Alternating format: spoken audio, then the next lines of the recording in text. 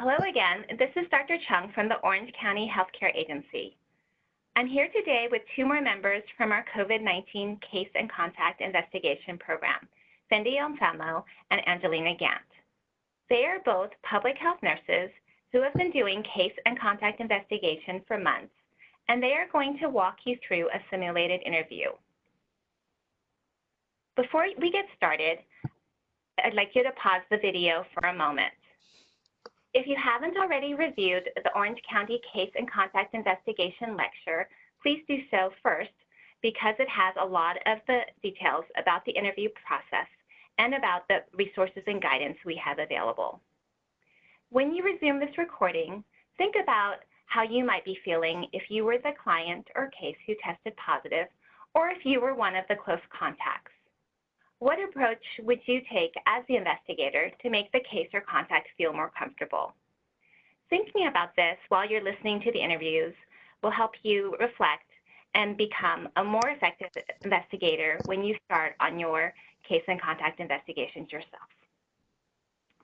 So our first scenario is a simple one with a case, and we have Fendi playing herself as the investigator and Angelina playing the case. Remember, our public health nurses right now are doing both case and contact investigation, but you may be assigned to either one role, for example, the case investigator, or the other one as a contact tracer, or maybe even both. So you'll have to know when you get started which role you will be taking. So the case we have today is August Rush, and I'll leave it to Fendi to start the investigation. Hi, my name is Fendi, and I'm calling from the Orange County Public Health Department. May I please speak with August Rush? Yes, this is August Rush. Thank you for confirming. I am one of the public health nurses here calling in regards to your COVID-19 test results. It's important to me that you understand that everything you and I talk about is confidential, and so what that means is that will only share the information we discuss with other public health workers who are directly involved with your care. Did they tell you the results of your COVID test? Yeah, my doctor called me and notified me of my positive results.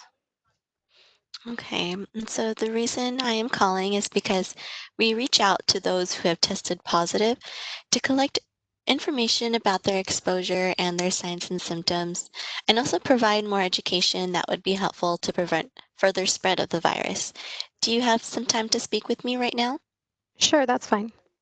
Okay, so how are you feeling today? I'm doing much better, although my sense of smell still hasn't come back. But other than that, I'm doing good. Okay, well, I'm glad that you're recovering. Do you have any questions about COVID-19? Not right now, but maybe at the end. Okay. So before we start, I do need to confirm some information about you. Again, this information is confidential and protected by California's strict privacy laws. And this information just helps the health department provide you with the support you need and learn about the illness and epidemic overall. If you can please tell me your date of birth and address.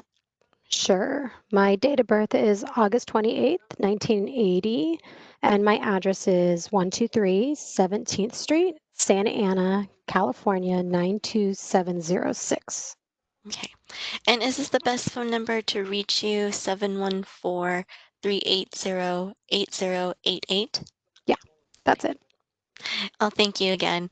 So when was the first day you felt any symptoms at all? The first day, let me grab my calendar. First day was July 25th. Okay. Can you tell me what kind of symptoms you were experiencing? Yes, started off with a fever of 102. That lasted for about 2 days. And then I started to have the chills, sore throat, a little dry cough, headaches that kind of came and went, and a little bit of an upset stomach. So I had a little bit of nausea and abdominal pain. And I also obviously lost my sense of smell too. Your losses. So it's loss of smell and taste? Yes. Okay. And you didn't find any like rashes or any changes in your skin? I did not. No. Okay. And since then, has your symptoms resolved? Yes, I noticed big improvement on Monday, August 3rd. August 3rd. Okay. Did you ever need to stay overnight at the hospital during your illness? No, No. Okay. So 14 days before your symptoms started, so from July 11th to July 25th, did you attend any large gatherings such as any religious service events or protest rallies or any family friend gatherings? I did. I went Mhm. to my grandmother's birthday party on July 20th. July 20th. About how many people attended? There was about 20 of us. 20 It's a pretty of big us. party. Yeah. Okay. And have you been exposed to anyone that you know who has tested positive for COVID-19 14 days before your symptoms started? Not that I'm aware of. No. Okay. So, to protect the people you care about, you must isolate yourself from others for at least 10 days, but it could be longer. But I can review some of the things you can do to take care of yourself. Sure. So, first is to clean all high touch surfaces at home. Those are such as doorknobs, um, using and your countertops using bleach or any household cleaners that you can get a hold of right now. If you can use a separate bathroom at home, and if it's not possible, clean the toilet, clean the whole bathroom with a household disinfectant if you are sharing it with others, and wear gloves while cleaning if possible. Okay. And so, with those gloves or any tissues or face mask that you use, please place it in a separate bag and tie it closed. And try to stay be- try to stay in your room and have your husband leave the food outside of your door and try to use the disposable cutlery and not to share the food. Are you able to get some disposable cutlery? You guys have some available at home? Yeah, we have plenty of that. Okay. And so the next is make sure you stay hydrated. Drink plenty of water. Try to stay away from caffeine and alcohol since that could cause dehydration. Please get rest, as much rest as you can during this time, and do not have any visitors over. For more information about COVID-19 and instructions for what you can do when you're sick, you can go to the CDC website. But I also can mail you some more information about COVID-19 if that's something you're interested in. Yeah, that would be great. Thank you. Okay, and so I'll send that out to you. Where are you currently isolating? I'm isolating in my bedroom at my house. Your house. Okay, and when did you start isolating yourself? Let's see. I've been isolating since I got my results on July 28th. Okay, and you are still currently in your room, right? Yes. Okay. Yes. And did the doctor tell you when you can be off of isolation? He did. He told me that I could be off of isolation on August 5th. Okay, so that's good. Yes, so 10 days from when your symptoms started and must not have a fever for at least 24 hours, and not using any medications that reduce your fever. Have you used those in the past couple days? I have not. No, okay. And seeing that your symptoms have also resolved as well, so I would follow the what your doctor has recommended for to be off of isolation. Okay. Okay, and so August, what kind of work do you do? I'm a school teacher, so I have not been working right now because of the Oh, summer. So I see. Is this your only job? No, do you have a second job or a third job? I don't. That's my only job. Okay, and seeing being a school teacher, so you don't live or work in a place where multiple people live, like a congregate setting, for example, a shelter. No. No. Okay. So one of the most important things we can do as a community to stop the epidemic in Orange County is to identify people who may have been exposed to the virus. And we definitely need your help to do this. We are talking to everyone who has been diagnosed with COVID-19, such as yourself. We need to notify individuals you came into close contact with while you were contagious and urge them to get tested. This will help them protect themselves and their families. We want to make sure they receive also the help that they need to do that. So during this process, we do everything we can to keep your diagnosis confidential. Sometimes that may not be possible. For example, if you were involved with an activity where there was only one other person present. So you are considered contagious 2 days before your symptoms started and about 10 days thereafter. So until you started isolating yourself on the 28th, whoever you have been in close contact with, which means for more than 15 minutes and within 6 feet, has been exposed to this virus. So from 7/23, July 23rd to July 28th, who are some of the people you have been in close contact with? Just my husband. He's been feeling fine though. We've been checking his temperature, and his temp has been normal, so he's doing okay. Oh, you know what? My sister, I did have lunch with my sister on July 24th for lunch. We went out, and I know she mentioned that she's starting to feel a little funny, that she doesn't have a thermometer, so she hasn't been able to take her temperature, but she has been noticing a little bit of tiredness, an itchy throat.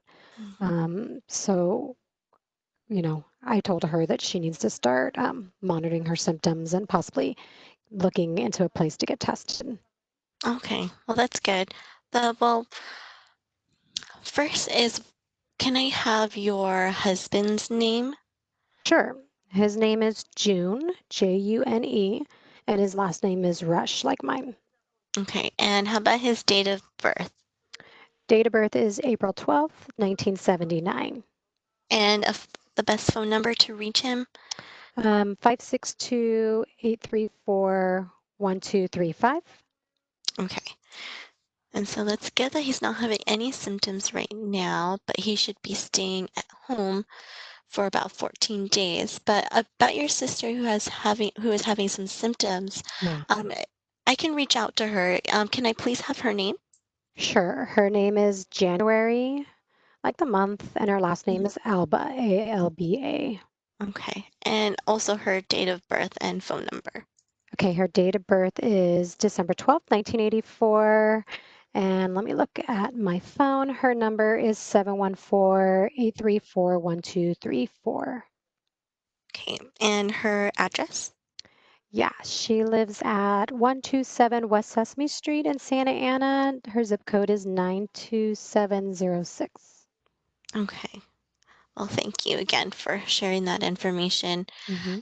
Um, and so you during the time when you were contagious, so about the same time, did you attend any gatherings, parties, or social events?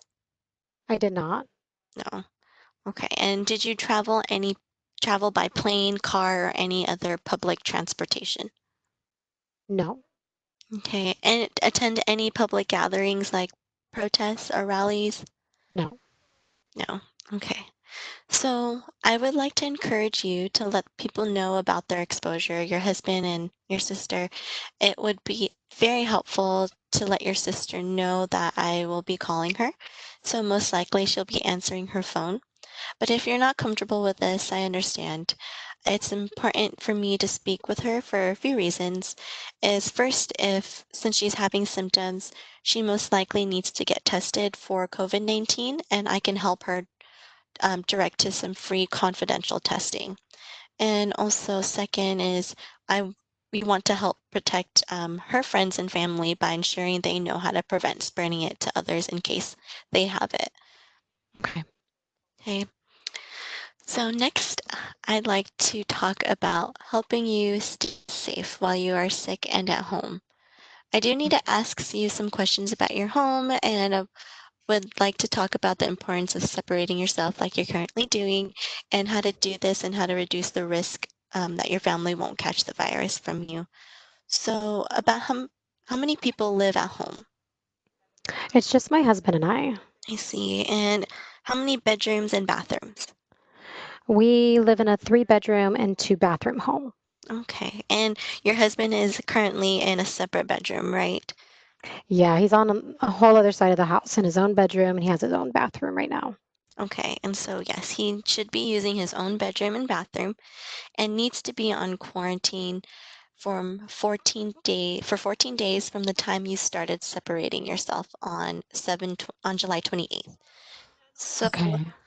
until I believe that is August 11th.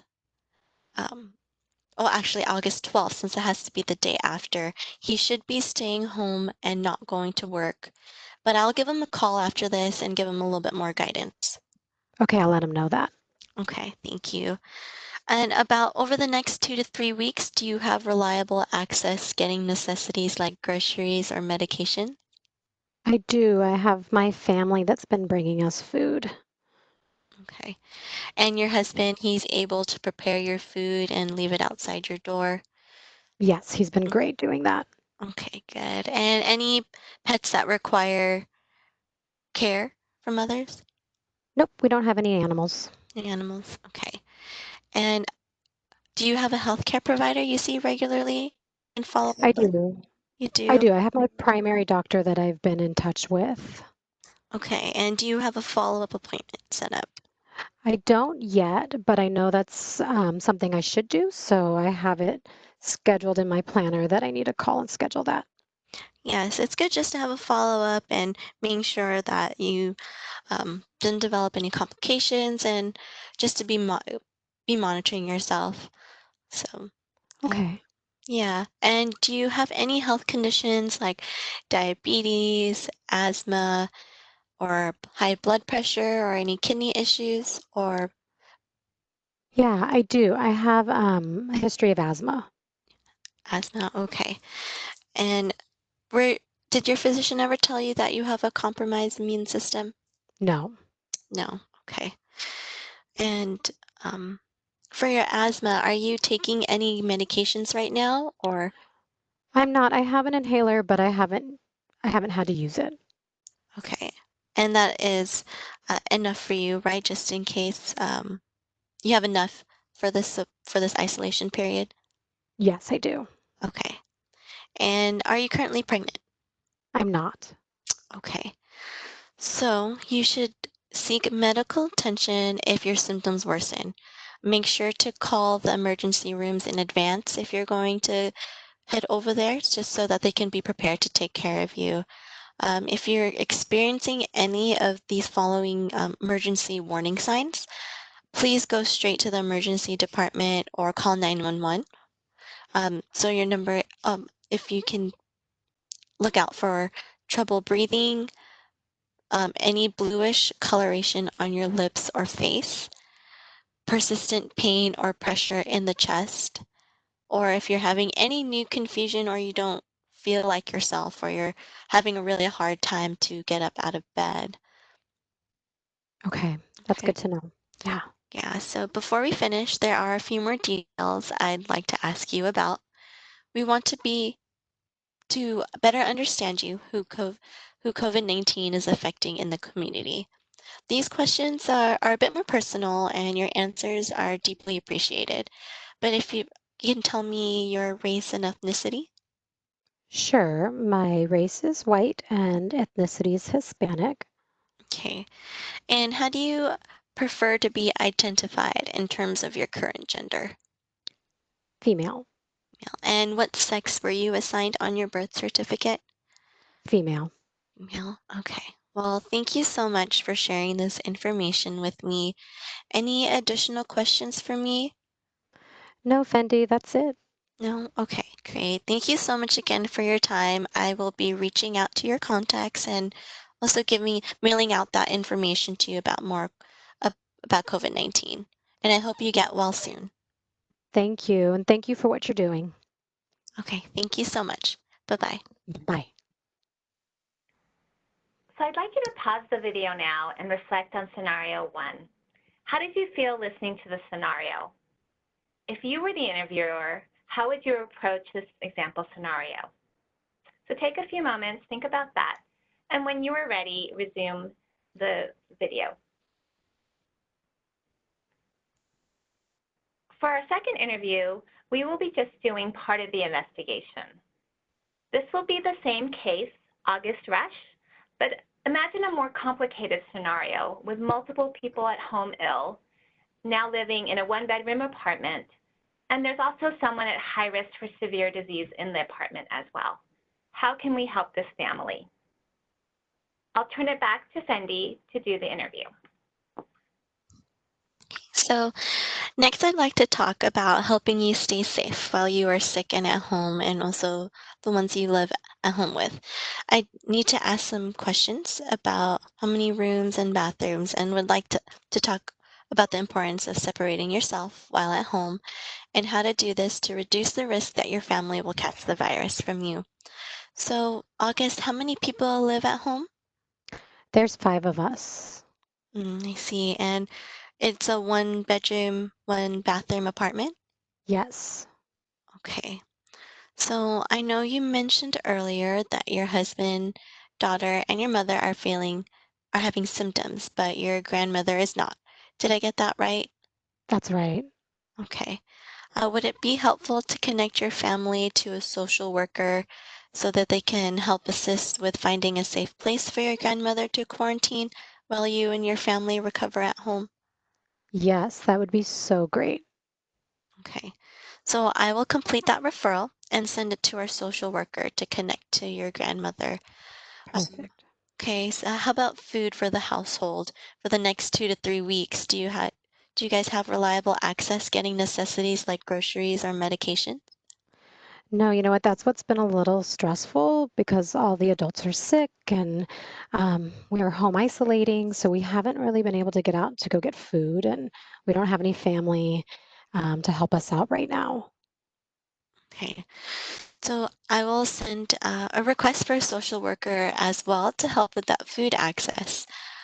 Just in case, do you also have a neighbor that I can put down to help assist delivering the food outside of your home?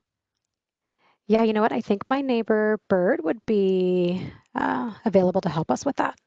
Okay, and what is the best number for Bert? Bird, his number is 714-800-1233. Okay, if you can please let him know that our social worker will be calling him so he can pick up the phone when they call. Yes, I'll send him a text so he knows. Okay, thank you. And you don't have any pets that require care from others? We don't. Okay, great. Thank you so much. Thank you. So take a moment to pause again and reflect on this last scenario. How did you feel listening to that last scenario? Imagine this was your family and your vulnerable, high-risk loved ones who were exposed. How could you use the resources available to help these families limit the spread of infection and protect their loved ones? As you embark on case investigation and contact tracing yourself, you will grow and modify your approach as you learn skills to address the scenarios you encounter. Sometimes the scenarios may be simple, but other times there may be more challenging discussions. Practicing and being prepared allows you to be more flexible in navigating these difficult scenarios. In our final moments, please pause the video and think about what additional skills or support you might need before starting case investigation or contact tracing yourself. Thank you again for watching this lecture, and thank you all for your help with the COVID response. Good luck on your endeavors.